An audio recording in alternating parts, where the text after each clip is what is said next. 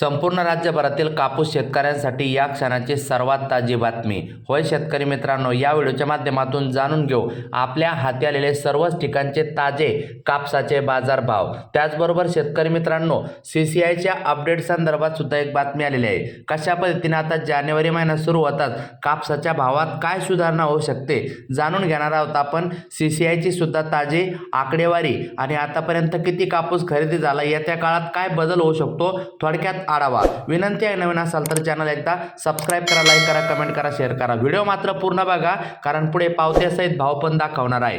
CCIची कापूस खरेदी 50 लाख गाठीवर. भारतीय कापूस महामंडळाची CCI कापूस खरेदी वेगाने सुरू आहे.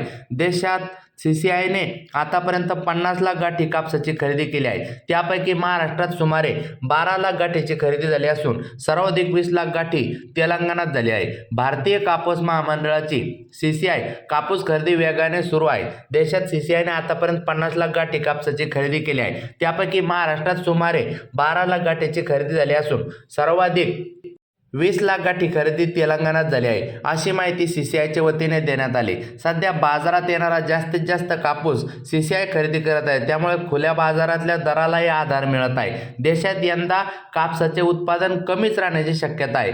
CAIने यंदा 309 लाख गाठीच्या उत्पादनाचा अंदाज दिला. यंदा उत्पादन कमी राहू नये, घटलेली मागणी आणि आयातीमुळे कापसाचे दर दबावात आहे. आंतरराष्ट्रीय बाजारात सध्या कापसाच्या भावात नरमाई आहे. परिणामी शेतकऱ्यांना खुल्या बाजारात हमी भावापेक्षा कमी दरातच कापूस विकावा लागत आहे. यंदा केंद्र सरकारने मध्यम लांबीच्या धाग्याच्या कापसासाठी प्रति क्विंटल 7,710 रुपये तर लांब धाग्याच्या कापसासाठी 8,110 रुपये हमी भाव जाहीर केला आहे. आता मित्रांनो, यामध्ये मागील 2 आठवड्यापासून महाराष्ट्र, तेलंगणा, कर्नाटक, गुजरात, मध्य प्रदेश आणि आंध्र प्रदेशात चांगल्या गुणवत्तेच्या कापसाची आवक वाढली आहे. हा कापूस CCIच्या निकषात बसतो, त्यामुळे खरेदी वाढली आहे. CCI कापूस उत्पादक 11 राज्यामध्ये 570 केंद्रावर कापसाची खरेदी करताना सध्या दिसत आहे. बाजारात आतापर्यंत 120 लाख गाठी कापसाची आवक झाल्याने CAIचे म्हटले आहे. CCIची खरेदी मागील 15 दिवसामध्ये वेगाने वाढली आहे. 11 डिसेंबरपर्यंत CCIने 31,50,000 गाठी कापसाची खरेदी केली होती. आता खरेदी 50 लाख गाठीवर पोहोचली आहे. याचा आधार खुल्या बाजारालाही मिळाला असून कापसाचा भाव 7,300 ते 7,900 रुपयाच्या दरम्यान जाऊन पोहोचलेला आहे. म्हणजे वेगवेगळ्या ठिकाणी कापसाचे भाव हे वाढताना सुद्धा दिसत आहे. मित्रांनो, हमी भावाने विक्री फायदेशीर आहे. देशातील बाजारातील मागील 2 आठवड्यामध्ये कापसाच्या दरात सुधारणा झाली. मात्र आजही कापसाचे भाव हमी भावापेक्षा 500 ते 800 रुपयाने कमी आहे. त्यामुळे शेतकऱ्यांनी सरकारचे धोरण काही राहिले तरी हमी भावापेक्षा कमी दरात कापूस विकू नये. CCIला हमी भावाने कापूस विकणे योग्य ठरेल असे मत अभ्यासकांनी व्यक्त केले आहे. यावर आता तुमचे काय मत आहे ते सुद्धा कमेंटमध्ये नक्की सांगा. मित्रांनो, सरकारच्या धोरणाकडे आंतरराष्ट्रीय बाजारात कापसाचे भाव कमी आहे आणि भारतातील भाव जास्त आहे. त्यामुळे उद्योगाने कापसाची आयात खुली करण्याची मागणी केली होती. त्यानुसार केंद्र सरकारने 31 डिसेंबरपर्यंत कापूस आयातीवरील शुल्क काढले. 1 जानेवारीपासून 11% आयात शुल्क लागू होईल. मात्र हे आयात शुल्क कायमस्वरूपी काढावे अशी मागणी उद्योगाने केली आहे. या मागणीवर केंद्र सरकार काय निर्णय घेते हे महत्त्वपूर्ण ठरणार आहे. सरकारच्या निर्णयावर कापूस दरावर परिणाम होईल असा अंदाज अभ्यासकांनी व्यक्त केला आहे. आता कापसाचे भाव सांगतो. मानवतच्या पावत्या बघा.